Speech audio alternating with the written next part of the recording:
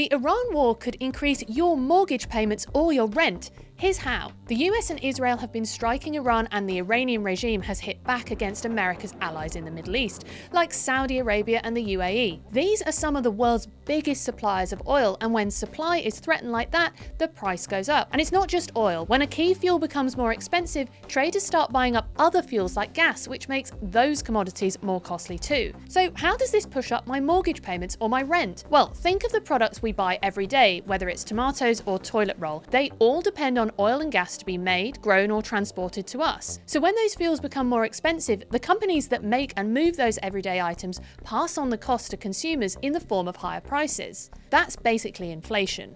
In the UK, the Bank of England is in charge of keeping inflation low at about 2% a year.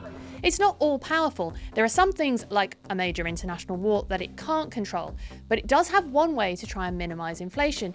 It sets the base rate of interest, basically the lowest amount that an ordinary bank can charge you and me to borrow money. Raising the base rate can help reduce inflation, because if it's harder to get loans and repayments are more expensive, people spend less, the economy slows down, and companies are less keen to raise their prices because they know that consumers just can't afford it. Given we expect inflation to rise due to the Iran war, it looks likely that the Bank of England will increase its base rate to compensate, or at least it probably won't cut the rate as was previously expected. All that means that if you're taking out a mortgage or renting from a landlord who pays a mortgage in the next few years, it'll probably cost you more, all thanks to a war that's happening thousands of miles away.